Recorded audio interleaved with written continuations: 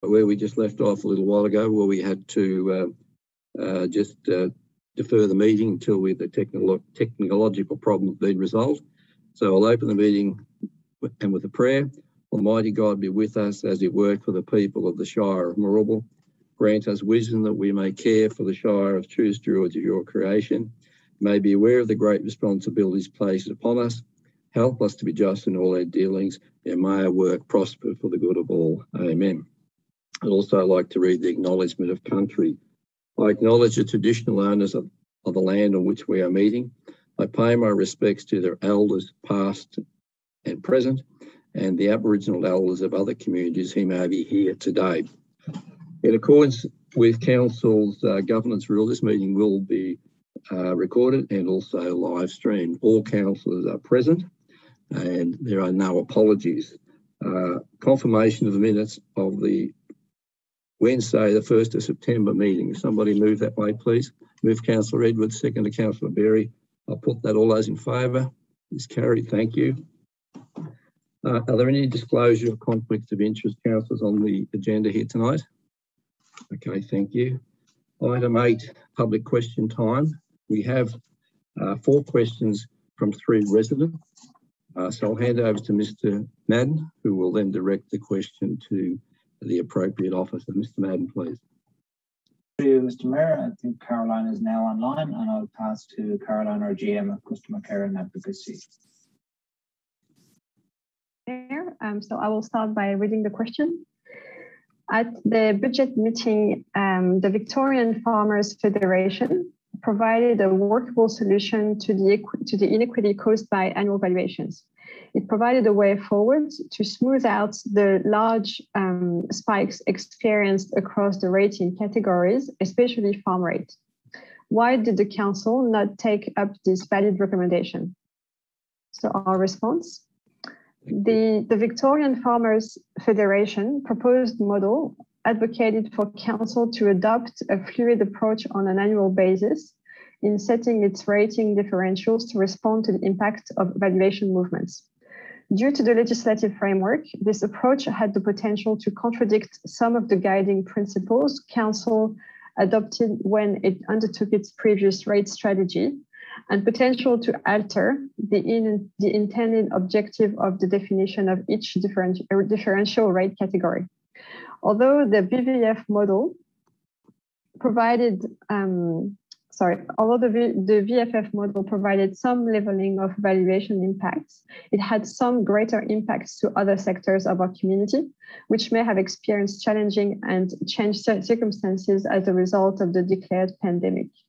A thorough review of council's differential rates structure has commenced, and a further opportunity for community input will be provided early in the new calendar year. Okay, thank you. This response will be forwarded through to Mr. Young. Are there any questions? Any questions on that, councillors, on Mr. Young's question and the response? Okay, thank you. The second question was from Kate Fisher. Over to you, Mr. CEO, and please. Through you, Mr. Mayor. Phil Jeffrey, our GM of Community Assets and Infrastructure, is online to take this question. Thank you. Mr. Jeffrey. Thank you, Mr. Mayor. The question is, the removal of nearby irrigation channel caused flooding issues through our property because the curb and channel has not been completed in Nelson Street. Will the curb and channel in Nelson Street be rectified so it sufficiently diverts water from our, if not, what? And if so, when? The response is, council has included a project in the current capital budget to construct curb along the east side of Nelson Street, directing water into a new stormwater pit. This water will then flow via underground pipes to the drainage system in Grey Street. The design of the new curb and pit and pipeline is programmed to occur over the coming months, and construction is currently scheduled for March-April 2022. Thank you, Mr. Jeffrey. Are there any questions, councillors, of the question raised by Ms. Fisher and the response by Mr. Jeffrey? Okay, and undoubtedly that response. Councillor Ed, would you have your hand up there, please? Yeah, Mr. Mayor, just a quick one. So I'm noting that Southern Rural Water have gone extensive works to remove channels. I note that there's been numerous occasions now where by removing the channel, we've had a number of flood areas. Was Southern Rural Water, did they have any responsibility in relation to the flood that now occurs by removing the channels? Mr. Jeffrey? Through you, Mr. Mayor, I guess each circumstance is different, and the channel did act, as a substitute drainage channel in high storm events, but the council stormwater network really needs to take the flow from those residential areas, not that channel. So I guess, on face value, council would be responsible for that overland flow path. Thank you, Mr. Jeffrey. There is a second question for Ms. Fisher. Ms. Fisher, I think it's really a supplementary one following on from the first question. So, Mr. Jeffrey, please.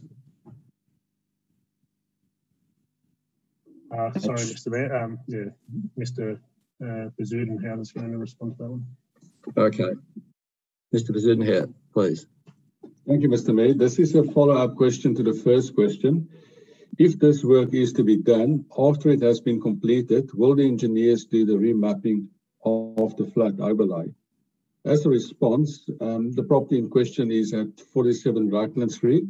It is covered by a proposed special building overlay to reflect the 1 in 100-year flows related to the Melbourne water drainage network. The design and modelling currently being undertaken as part of this proposed works will, upon completion, be discussed with Melbourne Water to determine to what extent it will impact or mitigate the local drainage and Melbourne water drainage. Any changes in the planning scheme mapping will trigger planning scheme amendment at an appropriate time, and that will be the responsibility of the relevant agency and authority at that point in time. Thank you, Mr. Bezuidenhout. Councillors, any questions about that question that was raised?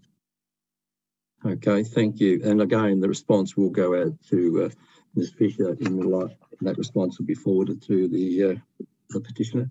The fourth question was Mr. Stephen Verker. And again, this is Mr. Bezuidenhout, please. Thank you, Mr. Mayor. The question is, the C91 amendment process occurs at a time of suspension of proper democratic processes at local and state government level, whilst emergency powers were or are being enforced, and extreme, never before seen conditions being endured for 18 plus months by ratepayers, and this sustained hardship situation can easily be seen as being intentionally taken advantage of to the detriment and disadvantage of ratepayers. Subsequently, imposition of the C91 amendment in these circumstances needs to be deemed invalid and inappropriate, and this amendment instead revisited by council at a later, much more appropriate time. What, in detail, are the options now available to appeal or hold off imposition of the C91 amendment? In response to the process question, it was initially intended that Amendment C91 would be exhibited for 8 weeks, from 12 March to 8 May 2020. However, due to the COVID-19 pandemic, a state of emergency was declared for Victoria within the first week of exhibition. The exhibition period was subsequently extended to a total of 5 months, well in excess of the standard 1 calendar month statutory requirement, with the closing date of submissions 18th August 2020. It should also be noted that the Planning and Environment Act 1987 does not provide a process for putting an amendment on hold. Whilst the Act allows for an amendment to be abandoned, this was not considered necessarily or appropriate. Council is required to make a decision on the amendment within 40 business days after the date it receives the panel report in accordance with the Planning and Environmental Act 1987, Section 12(2)(a), Ministerial Direction 15. The extended exhibition period allowed adequate time for public to review documents, consult with council and Melbourne Water, and make a submission. The options are consider the panel's findings and adopt the amendment with changes as per the panel recommendations and forward it to the Minister for Planning for approval, or alternatively abandon the amendment. Thank you, Mr. Bazootin. Any questions on that, councillors? Thank you. And again, that response will go back to Mr. Burker with regard to the question of councils. So thank you. There were no further questions, councillors. So I'll move on to item 9, petitions, of which there are none. None. Presentation and deputations, again, there are none.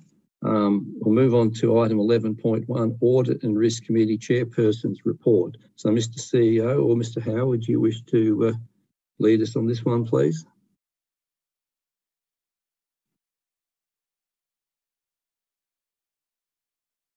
Councillors, it's just as per the recommendation with the Audit and Risk Report. Okay, thank you, Mr. Sir. Councillor, there is a recommendation there and there's also an attachment. Does somebody, Councillor Reid? I move, Mr. Mayor. Thank you, Councillor. As a motion. Thank you. Seconder? Councillor Dudzik? I second it. Thank you. I'll put that all those in favour. It's carried. Thank you. Next item of business is item 11.2, Delegated Committees of Council Reports, of which there are 2, and one is an attachment which is in the confidential. So there's a recommendation at the bottom of page 11 there, councillors, please. Move Councillor Tatchell, seconded Councillor Berry. I'll put that all those in favour. It's carried. Thank you. Next item of business, item 11.3, Advisory Committees of Council, of which there are two advisory committee reports there. Someone prepared to move that these committee reports be received, please? Councillor Minari, Councillor Tatchell, all those in favour? Thank you. Item 11.4, Instruments of Delegation to Members of Delegated Committees. There is a recommendation there, or Mr. CEO, you wish to say anything to this one, or just sort of take it as read? For you, Mr. Mayor, happy to take it as read. Thank you. Councillors, a recommendation there. Somebody move Councillor Dudzik, seconder. Councillor Berry, any questions? I'll put that all those in favour. It's carried. Thank you. Next item of business, item 12.1. Planning Scheme Amendment C31 Flood Overlays Panel Report. Councillors, we do have there's 2 speakers online or presenters, and also there are 3 written submissions which have been forwarded to council. Hopefully councillors have copies of those written submission from Mr. Rigetti, Mr. Chapman and Mr. Kelly. So the first speaker is Mr. Mike Carney, who is online. Is Mr. Carney online, please? Mr. Carney?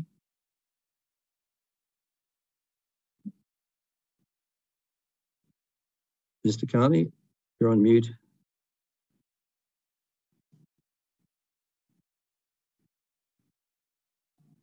Mr. Carney, I can see your name's on the screen there, but you're on mute at the moment. That's better. Is that,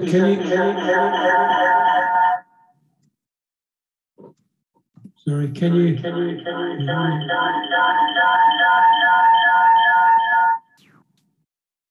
Through you, Mr. Mayor, I believe Mr. Carney might have this meeting running in the background on his computer, and that's causing the echo. Mr. Carney, do you have your computer running in the background so we're getting a sort of a circular loop from your computer to what's been streamed? No, I don't think so. I was a few minutes ago, but it seems to be okay now. Okay, well, how is it your end? It is better now. So if you'd like to give your presentation, please. Okay. All right. Thank you. Thank you, Mr. Mayor and councillors. My name is Mike Kearney. I'm the senior land use planner at Melbourne Water, and I've been working with the council's strategic planners on this amendment to introduce the flood overlays into the council's planning scheme. I'm aware that council have had a lot of information to work through, as in panel reports, briefing notes, and council's planners reports. So I've tried not to be too repetitive here. But I would like to point out the amendment has strong strategic planning justification and addresses the issues that council's planning scheme does not include flood controls. The flood modelling that Melbourne Water has done is considered industry best practice. It has been peer reviewed and considered by the panel to be technically sound and fit for purpose. And that purpose is for a municipal-wide amendment. I'd like to just briefly go through some of the benefits to both of our organisations, keeping in mind that Melbourne Water has the Port Phillip and Western Port areas of responsibility. So we do this type of work with 38 councils in total. Our statutory planners are using the up-to-date data to assess new developments, whereas your council statutory planners do not have access to this latest information in their planning scheme. I think these two things need to align so that any new development proposals can be properly assessed to meet current flood protection standards. And also to make sure that overland flow paths are not diverted onto other properties. If the properties don't meet these standards, which is usually just the raising of floor levels, then we will be creating new developments that may flood, which would then put added pressure onto Melbourne Water and Council's capital works budgets to fix the newly created problems. As we all know, capital works in established urban areas are expensive, and even when the works are feasible to reduce the depth or the extent of flooding, they rarely remove all of the flooding. So it's likely that the flooding would persist and an overlay would be required for the residual flood extent. Other benefits is that we would have informed development and investment decisions, which are made early in the planning process. Therefore, reducing litigation, VCAT appeals, redesigns, and delays in the planning approval process. So Melbourne Water, as the proponent for the amendment and as the floodplain management authority, we recommend Council adopt the amendment in accordance with the recommendations of the independent panel. Well, just one final thing. I would like to just acknowledge the council planners' work that they've done for this amendment. It's been a pleasure working with them, and I think this project will hold both organisations in good stead for any future projects. Thank you for listening. Thank you, Mr. Kearney. Councillor, is there any questions of Mr. Kearney? Okay. Thank you very much for your presentation. Much appreciated. Our next speaker is Mr. David Caligari. Mr. Caligari, are you available there, please? Mr. Caligari? Oh, Mr. Caligari. You're on mute at the moment, Mr. Caligari. Hello. Yes, we can hear you now. So if you'd like to give your presentation, please, to item 12.1. Thank you. Sure. Tommy, are you happy for me to share my screen? Well, if you're able to, yes. Yep, sure. I'll just can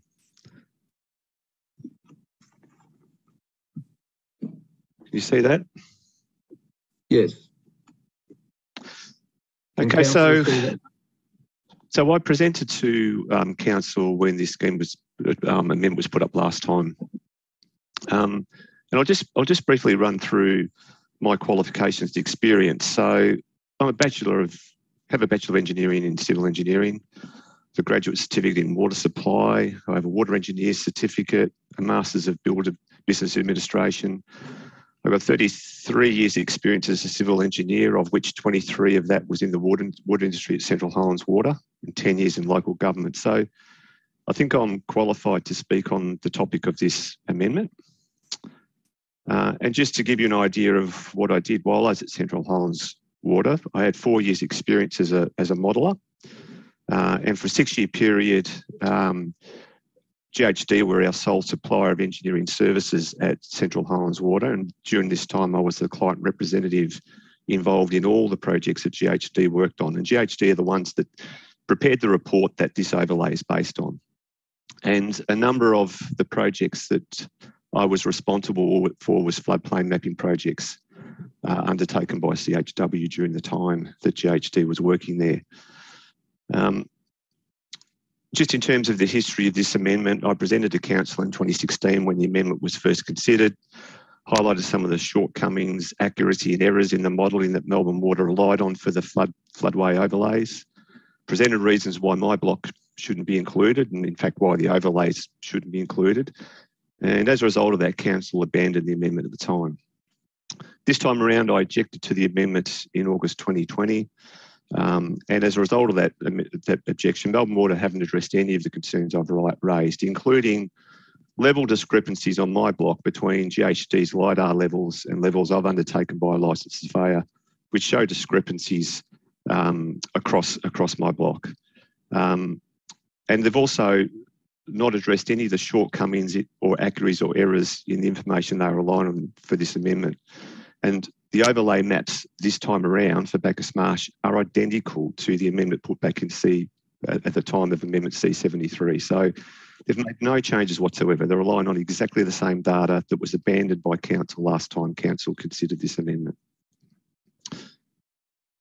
And just to talk about the models that they've used for this, they've used 3 models, a digital terrain model using LiDAR, and I'll go into a bit of detail on these, a raw model and a Tuflow model. All of these models they've used to determine the extent of these overlays. They use a number of assumptions, and every single one of those assumptions, if you change that, it will change the accuracy of the model. And that will therefore have an impact on the depth of flooding that the model suggests will occur as a result of a flood. We'll just go to LiDAR. So what is LiDAR? It's basically doing aerial photography. Tom, you would understand this better than anybody else on council, but doing aerial photography to determine a digital terrain model of the land. Now, I can tell you if council were doing any work within the municipality, like building a road, building a stormwater drain, building a sports field or a building, they would not rely on LiDAR for that. They would be doing a detailed feature survey to get accurate details of the levels of that land. Whereas Melbourne Water are relying on LiDAR to do this, which doesn't give an accurate description. And in fact, if you go to GHG's report, they actually talk about the inaccuracies of the LiDAR model that they're basing this work on, and saying that in areas, it is not accurately depicting the level of the land. Not only that, the survey that I had done on my land by a licensed surveyor showed inaccuracies of up to 150 mil difference between what the licensed surveyor came up with by doing a proper feature survey compared to the LiDAR model. If we move on to the RAW model, so RAW models are a model for basically routing a flood through a catchment. The RAW models were developed in order to be able to do risk assessments and emergency management around flooding.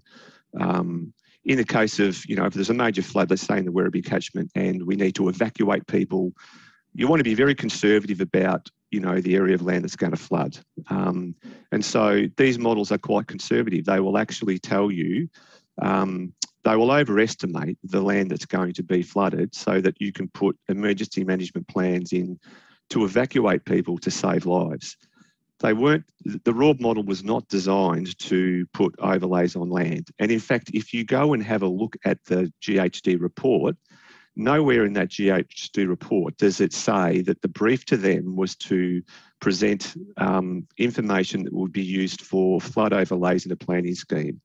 It was set up as risk management and flood mitigation management to, prevent flooding and effectively to identify land that would flood in case there was an emergency and you needed to do something about it. The raw model that they've used, it's been calibrated to a number of flood events that occurred in 1995, 93 and 87. The 1995 event is characterised as a 1 in 60 year flood event. They've then extrapolated that data out to a 1 in 100 year event. And the 1995 flood event, it's the largest flood ever recorded since 1900, since we've been keeping accurate records. So that's over 120 years ago, and they're saying, well, the largest flood that occurred in the last 120 years is a 1 in 60 year flood, and a 1 in 100 year flood would be bigger than that. Well, I'm sorry, but, maths would tell me that if the largest flood that occurred was the flood in 1995, then that has to be a 1 in 121 year flood, because it's 121 years of data. So the 1 in 100 year flood that's being used in this case, it's a theoretical event that has never occurred in the past 120 years and may never occur. Just some other things that, you know, GHD have not taken into account when they've done their modelling is clearing of trees that's occurred along the Werribee River in 2015, because their work was done back in 2010. The clearing of trees opens up the river and allows more water to flow down the river.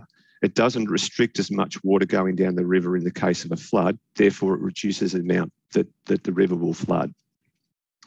Another thing they haven't taken account of is the new bridge that's over Grant Street. You can see the pylons of the old bridge there, which were much, much lower than what the new bridge is. So the new bridge is higher.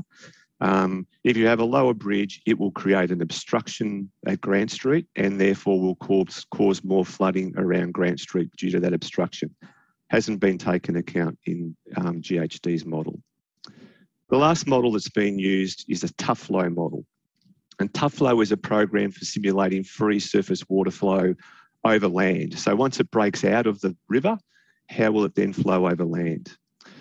GHD report states that there are 9 observed water levels that they've looked at, and there's a generally reasonable calibration difference of less than 250 mil. So they're saying that the tough flow model is accurate within 250 mil.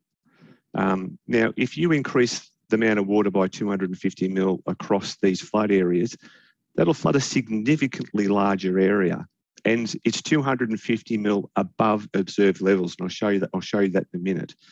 And in some instances, they've actually identified inaccuracies of 500 mil in this modelling, which has been relied upon by Melbourne Water for these floodplains. So the GHD report is clearly saying the inaccuracy of their model is generally at around 250 mil and up to 500 mil. Hopefully you can see this, councillors. And what this is showing, the figures in red are actual recorded levels along the Werribee River around Grant Street during the 1995 flood.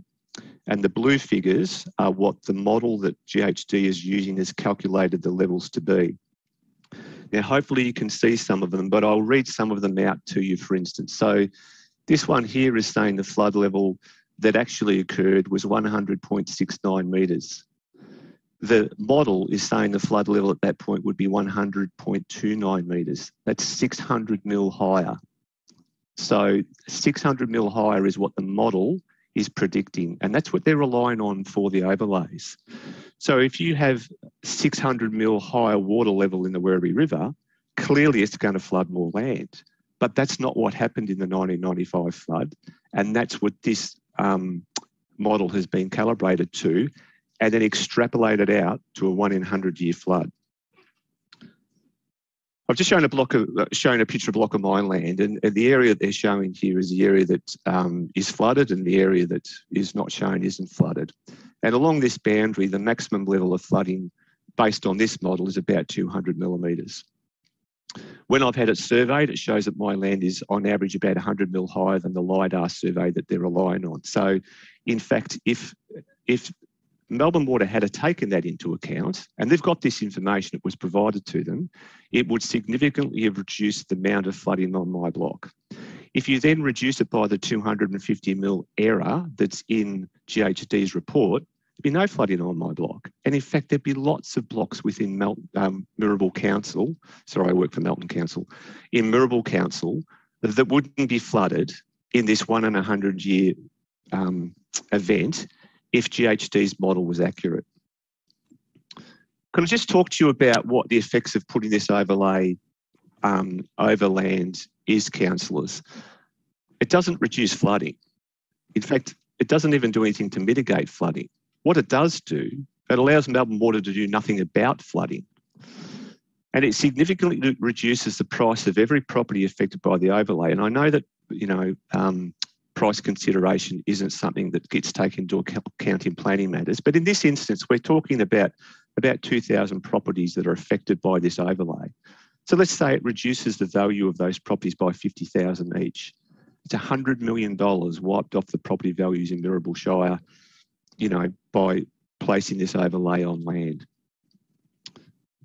Can I just show you, this is off my Greater Western Water Bill, and it talks about what Melbourne Water collect the waterway and drainage charge for. And I've just highlighted the block here, highlighted a little bit here, and it says it assists with drainage, flood protection and flood warning systems.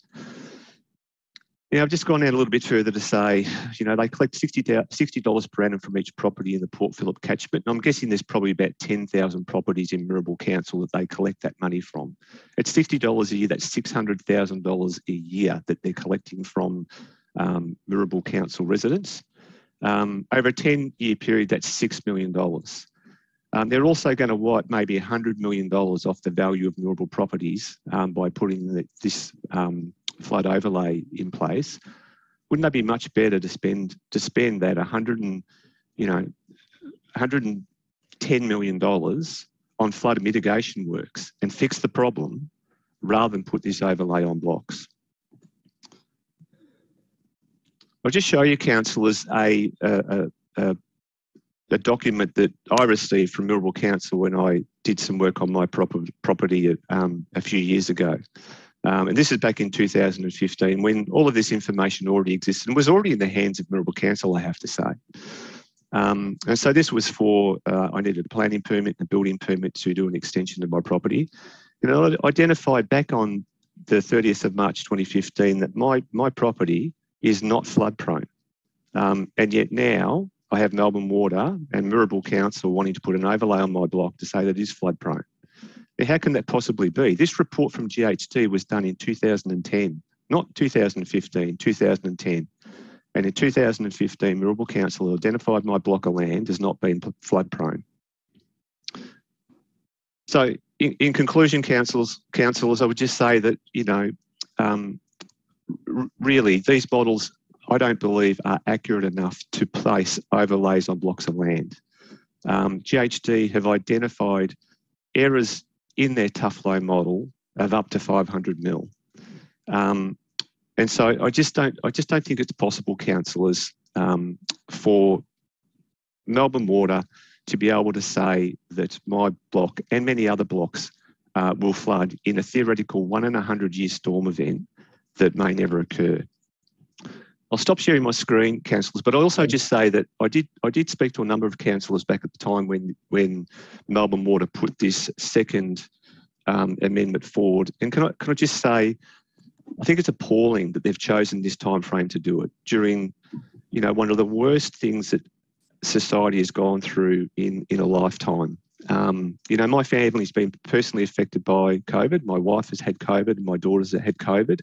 And they had COVID right in the middle of when the VCAT process was occurring. And so I couldn't attend the VCAT hearing for that reason. I can't remember how many of councillors were present back in 2016. I certainly know you were, Tom. But the gallery was full of very passionate Bacchus Marsh residents that were against this amendment back then. And I think council did a wonderful job to not approve it. I think if this was being held in the chambers tonight, you would have a chamber full of passionate people as well. But unfortunately, that can't happen because of the circumstances we find ourselves in. And so I would implore you to remember back to that day, Tom, and share it with your fellow councillors to say that this is something that Mirrabul residents are highly against. It does nothing to stop flooding. All it does is allow Melbourne to be totally inactive on flooding in Bacchus Marsh forevermore because they simply put the overlay block and say, yep, we've done our job, we don't need to do anything now, while they continue to collect hundreds of thousands of dollars a year from Bacchus Marsh residents that they're supposed to be spending on flood mitigation measures, and they simply aren't. Thank you, councillors. I'm happy to take questions, by the way. Thank you, Mr. Caligari. Thank you for your very detailed response and report. We have two questions, Councillor Dudzik and then Councillor Ward. So, Councillor Dudzik, please. I was actually present when the previous decision was made not to put through the flood amendments, and I actually recall you speaking at the time. My question is, did you present your concerns to the planning panel, and did you present your specific concerns about your property to the planning panel. Mr. Caligari, please. Thank you, Councillor Duddick. No, I didn't present to the panel. I did put a submission into council at the time for C91, which I assume would have been handed on to the panel. I did receive a response from Melbourne Water, and they basically said, thank you for your submission. Your block will still be included. They didn't do anything to address the concerns I raised. As I mentioned in my presentation, the reason I didn't attend the panel is because both my wife and my daughter were unfortunate in catching COVID. And that lasted for about 6 weeks, and it was a very, very stressful time for our family. And so I just wasn't able to be able to present to the panel, unfortunately. Thank you, Mr. Caligari. Councillor Duddick, you got another question, please, before then Councillor Ward. If I may, through the Mayor, I'd like to ask if any opportunity exists for Mr. Caligari to appeal in relation to his particular property after a decision is made on this. Is that possible, or it's just finished? That's it. Once if it's approved. I think I'd have to defer that question perhaps to Mr. Bezuidenhout or Mr. CEO, please. I can answer for you, Tom, if you like. I know the answer. It's okay. I'll pass to Henry. I think it was sort of to sorry. Thank you, Mr. Mayor. Through you, the process has been concluded. We've received the panel report. At this point in time, Council has to decide whether it progresses by adopting the amendment and the recommendations, or whether it abandons the amendment. That unfortunately concludes the process. Okay, thank you, Mr. Bezuidenhout. I think that answers your question, Councillor Duddick. Yep. Councillor Ward, you had your hand up next, please. Yeah, I just wanted to thank Mr. Caligari for his presentation. I'll be speaking on this privately to the councillors in a moment when we get the opportunity to discuss the motion. But I found your presentation very informative and very helpful. So thank you very much. Thank you, Councillor Ward. As one councillor, as was Councillor Duddick, if I may, was at the 2015 when that last amendment was abandoned. And my understanding, the accuracy of some of the data was challenged back then, and I was sort of going to go out and sort of ground truth it. So I'm not quite sure whether that has occurred, but that was fundamentally why the 2015 motion was, because there was some discrepancy between levels and the data. Councillor Duddick, you have a question there, please? Yes, through the Mayor. I have actually raised that question previously with officers, and they did advise that a number of people's concerns were addressed through looking at the flood overlay again, and they said that letters were written again to all submitters, and they were given the opportunity to appeal and comment.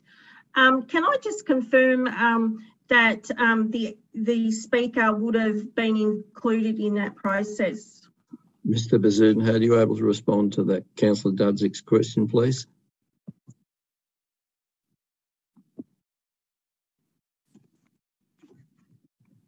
I wasn't involved in the previous processes, but I do believe the process included a proper peer review by Cardno, and all information from previous studies, all peer review, all of those form part of the record. All of that form part of the whole modelling process. So all of that would have been presented and went to the panel, and any submitters would have had opportunity to comment on any documents that form part of the suite of documents that inform this amendment. So these would have formed part of the record that went to the panel. That would be my understanding. Thank you, Mr. Bezuidenhout. Thank you, Mr. Caligari, for your presentation. It was very thorough and very well presented, so thank you for that.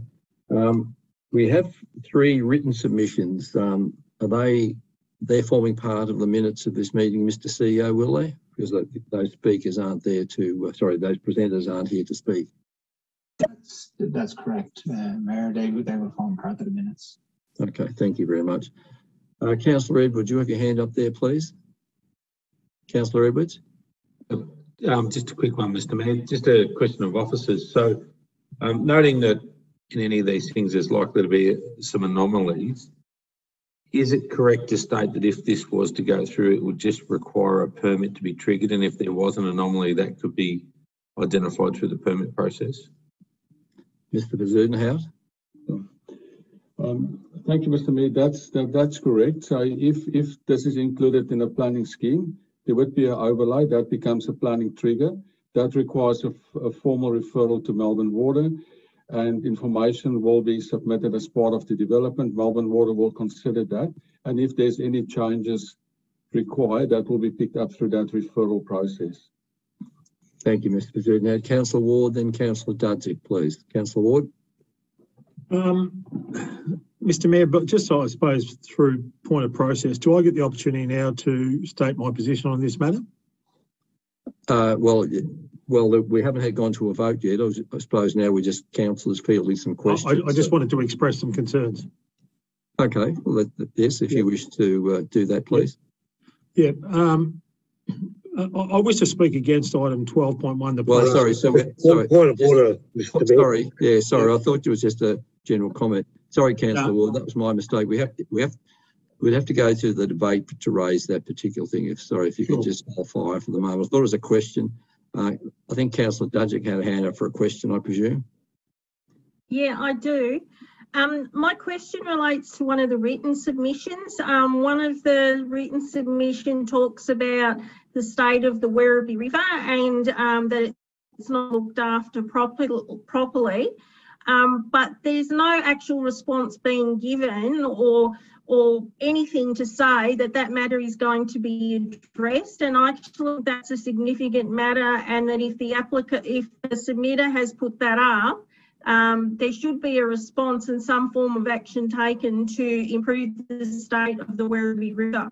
I think point of order, Mr. Mayor. That's yeah, I think Councillor Dudzik, I think this submission has come in response to the item on the agenda tonight, and I think the officers wouldn't have been able to prepare a response to that. I think you raise a legitimate point, but it's probably beyond the scope of what we're discussing here tonight. That's all. I think the state of the Werribee is something. I think Mr. Caligari did show some photos where along the river there as well. So, councillors, now I'm in your hand. We have a recommendation. So, Mr. Mayor, could I? Sorry, Mr. Mayor, my hand thing didn't work. Sorry, Mr. Mayor, but that's fine. Do you think it'd be appropriate, in consideration of both Councillor Dudzik and Councillor Ward have some issues regarding this, that they may want to suspend standing orders to have that discussion? Well, I'm in your hands, councillors. If somebody wishes to move, we suspend standing orders to have a discussion without the formality of the council before the meeting process. Is that your hand there, Councillor Dudzik? Yeah, I move to suspend standing orders. Could I have a seconder for that, please? Councillor Ward. All those in favour? Yeah. Okay, it's carried. Councillors, now we have suspended we standing. have to turn the video off, don't we, Mr. Mayor? We possibly do. Yes. Or the live stream, sorry. Yeah, sorry, Mr. Mayor, I don't mean to be jumping in. No, that's fine. Mr. CEO, you had a comment there? I was going to say yes, the live stream would have to be suspended. Okay. Which will take a few minutes. Well, could you please, somebody please advise when the live stream has been disconnected, please?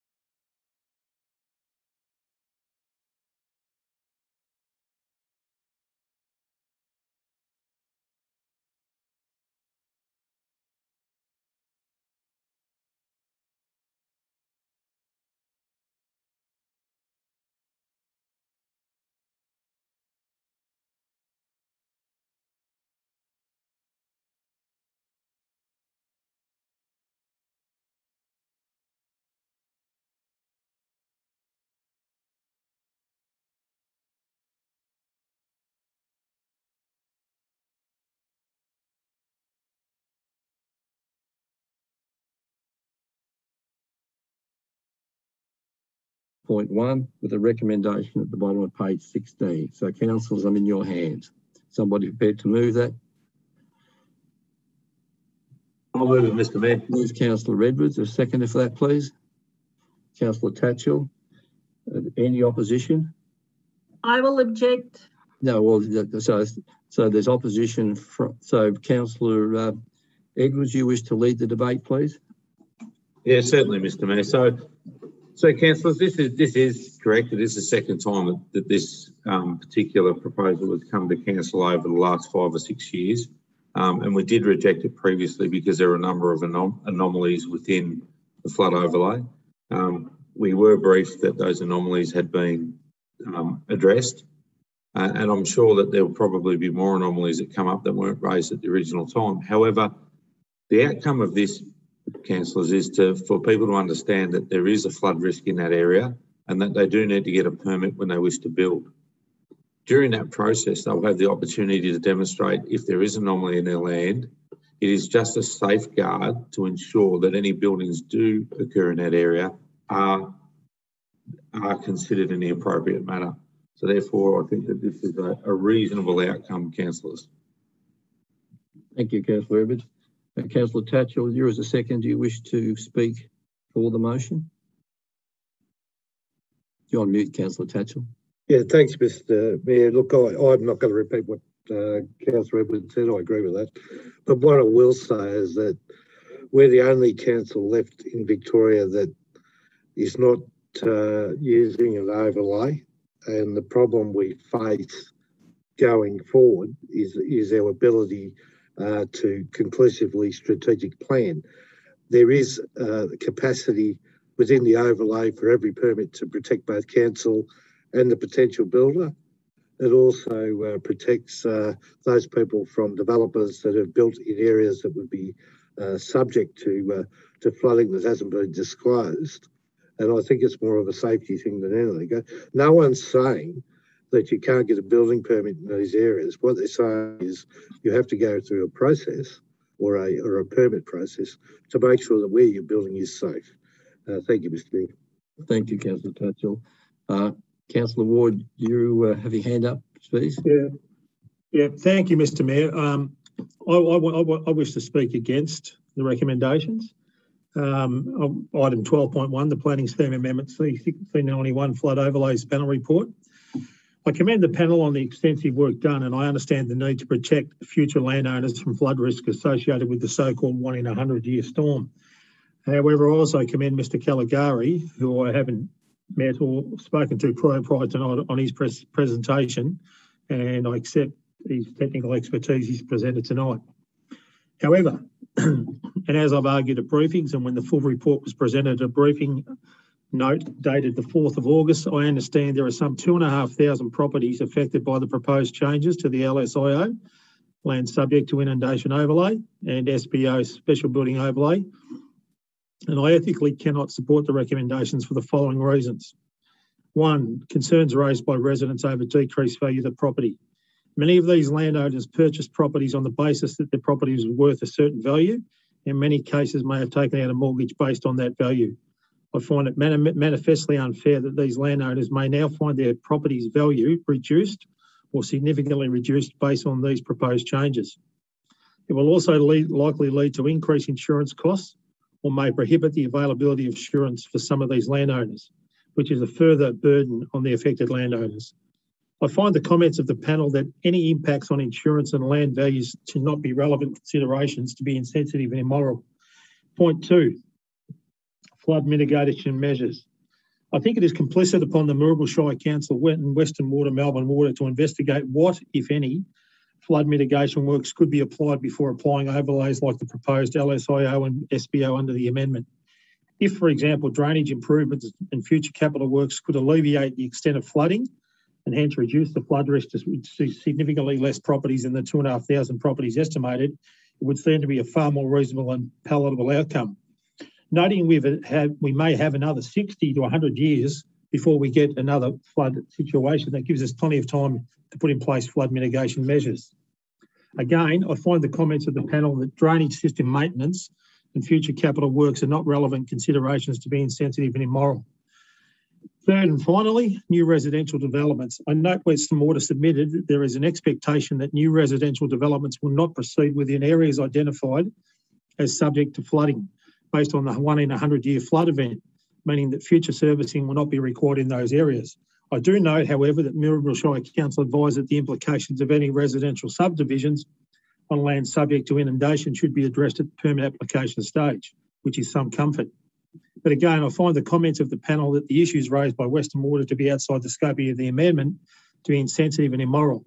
I note Councillor Tatchell said that we're the only council left without an overlay, but in my view, that does not mean we have to accept a flawed overlay. Thank you very much. Thank you, Councillor Ward. Councillor Dudzik, you have your hand up speaking against, I presume? Yes, I'd like to speak against this motion. I do recall when it first came to council, and there were hundreds in the gallery that opposed this, and they were very passionate. I was advised by officers that all the people that were there when this was refused last time had all been contacted and their concerns addressed, and it was my understanding that most of the objectors' concerns had been addressed. But when I hear Mr. Caligari speak, that doesn't ring true. And I find it particularly concerning that he was one of those objectors, and that I recall him, and that he wasn't able to present to the panel because his family had COVID. And obviously that would have big impacts on him personally. And if we approve this, there's no appeal right for him. I really do think with Mr. Caligari's expertise, what he has to say should be considered in detail, and extra allowance given to him in relation to this amendment, and certainly in relation to his property, because he's made a number of points, but there's no reconciliation of the points that he's brought up. So how are we to know whether what he has presented is correct or not? All it does is raise alarm bells for me, and I cannot support this motion knowing that it's going to affect over 2,000 properties, and I can't have confidence that the issues have been resolved when Mr. Caligari was one of these presenters, and he's not going to get that opportunity to have his concerns resolved. Thank you, Councillor Dudzik. Councillor, is there any other speakers for or against the recommendation, please? If not, I'll ask Councillor Edwards to close the debate. Councillor Edwards, please. Yeah, thanks, Mr. Mayor. Councillors, I'd just like to point out a couple of things. One is that there is no evidence that it does affect people's insurance. There is no evidence that it devalues properties. What we're saying is that people will need to go through a permit process if they want to build in these areas. The reality is that these processes aren't always popular because people are worried that they will do and affect these things. But nobody has provided any evidence that. What we do have, though, is we have a vast array of evidence. Mr. Caligari has put in his concerns in the original application. They have been addressed by council, if not by the panel. Mr. Caligari did have an opportunity to go to the panel, and yes, I understand that in those particular circumstances he was unable to attend in person. However, councillors, we have a process that we go through. We have a panel of experts that have spent, we've probably spent tens of thousands of dollars to go through this process, right? We've knocked it back once because we had concerns, they were addressed. They've gone and done some rework. Do we want them to go back and spend hundreds of thousands of dollars or tens of thousands or hundreds of thousands of dollars potentially to redo all this work when all this will require is a permit to do works in the future? So councillors, I think that there has been a panel of experts. They have made a recommendation. They have considered all the facts. They have looked at all the objections and they have made a recommendation. So whether we support this today or into the future, I think it's inevitable because I think it's the right thing to do so that prospective buyers and developers understand the issues before they go ahead and purchase their land, when at the end of the day, it is still considered by Melbourne Water, and when it goes to the referral authority, they'll put in certain conditions. So councillors, this puts it at the forefront. It enables people to know up front what the potential issues are, and I think that it is a good thing overall. Thank you, Councillor Edwards. That closes the debate on item 12.1, councillors. I'll now put the recommendation in three parts, the recommendation which comprises three parts, to the vote. All those in favour, please raise your hand. All those against? The motion is lost. The recommendation is lost. Thank you, councillors. I call for a division. If you wish, certainly. All those in favour of the recommendation, please raise their hand. All those noted, please. Okay. All those who voted against it, please raise your hands. Thank you. So it can be noted. Okay. So that's duly noted. Thank you, councillors. The next item of business is... Just a point of order, Mr Mayor. Do we need a subsequent motion to abandon?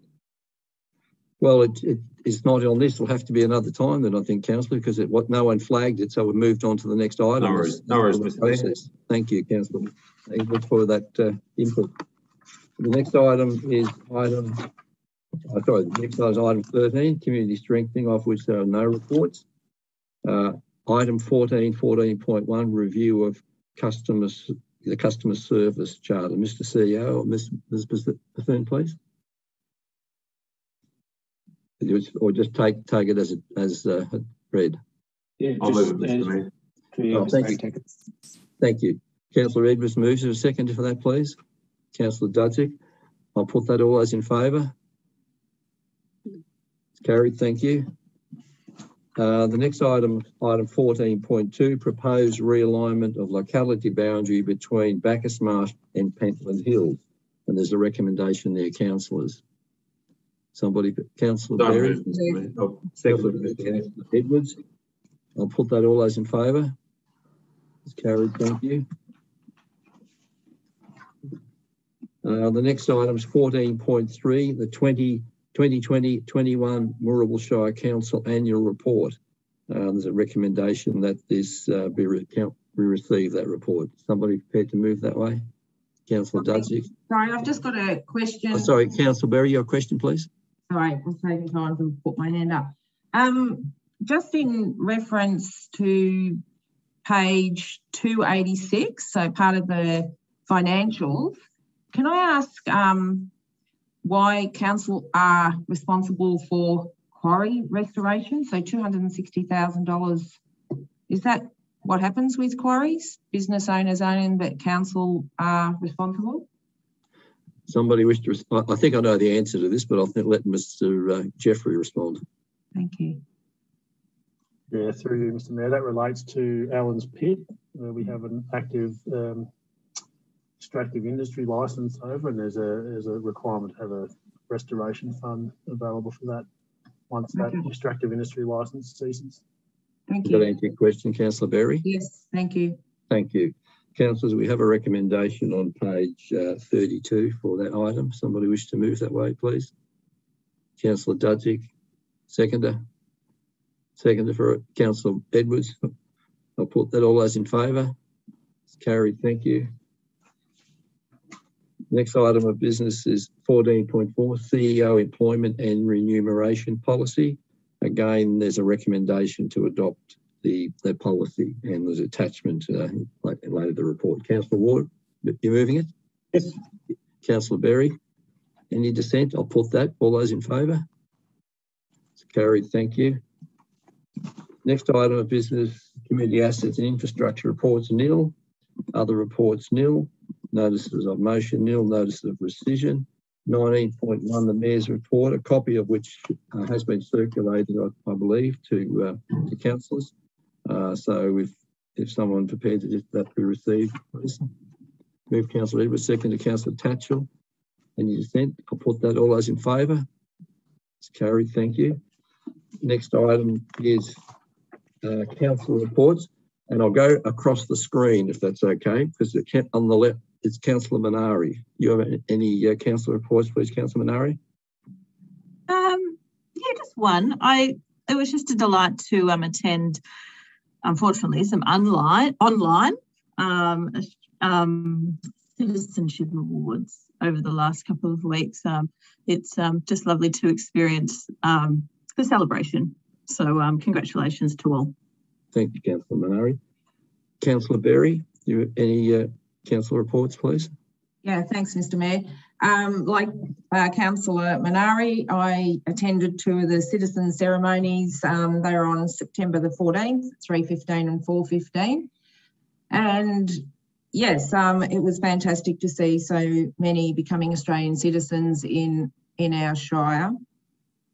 Unfortunately, I wasn't able to attend yesterday's, but look forward to future ones. Okay. Also, I'd just like to have future advisory committee minutes tabled at council meetings in the future Councillor, Councillor Berry, I was wondering if you could just perhaps say that as I think about it for urgent business, just sort of just to do it then, please. Sure. Like sorry. The report. Is that okay? Sorry. Sure. Thank you. If you could just please, just when we have urgent business, if you could just note that, please, at that stage. Thanks, Mr. Mayor. Okay. Thank That's you. all I have. Thank you. Councillor Dudzik, any councillor reports? Nothing to report. Thank you, Councillor Dudzik. Councillor Ward, any councillor reports, please? I suppose I mentioned earlier in the briefings, and I won't go into detail, but I did attend the Bacchus Marsh Aerodrome Management Committee meeting during the week, and I think that's something that's going to occupy some of our time coming up. And on Friday, I'm attending the Western Highway Action Committee, and I think there's some significant matters there that Officer Jeffries and myself will be lobbying strongly for the Moorabool Shire Council community. Thank you, Councillor Ward. Councillor Edwards, any councillor reports, please? No report from me, Mr. Mayor. Thank you, Councillor Edwards. Councillor Tatchell, any councillor reports, please? No report from me, Mr. Mayor. Okay, thank you.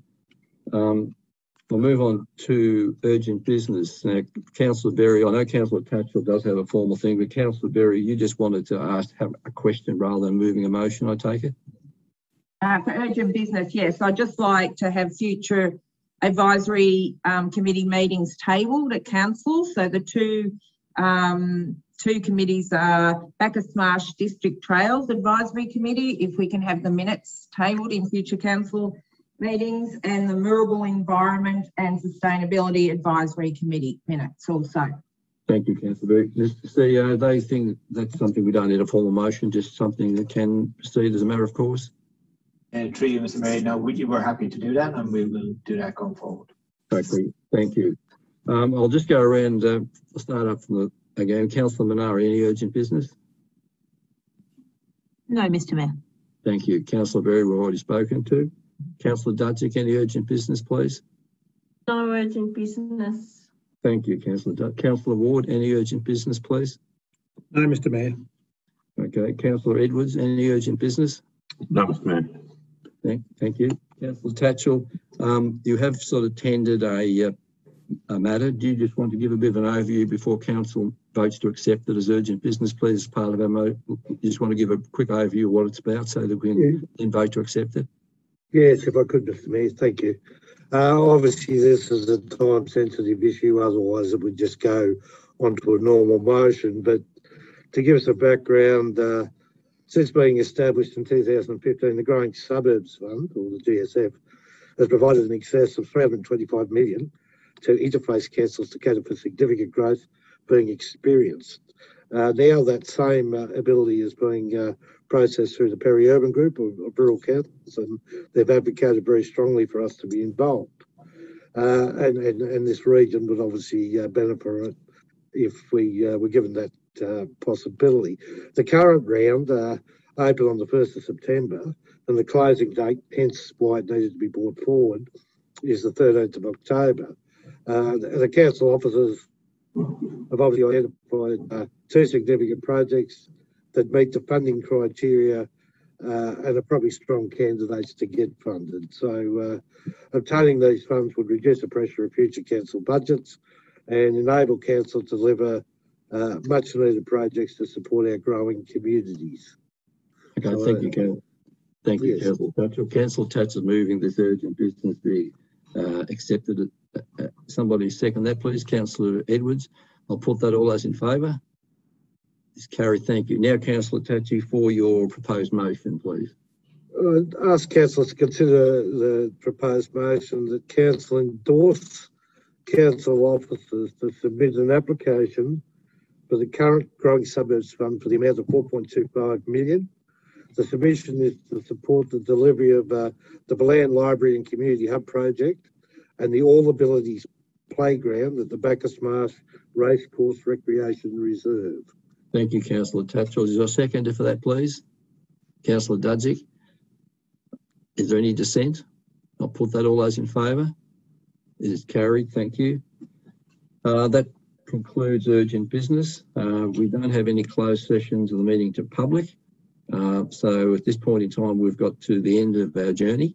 And unless there's something else somebody wishes to raise, we'll declare the meeting closed. Thank you very much, councillors, for your good humour tonight, because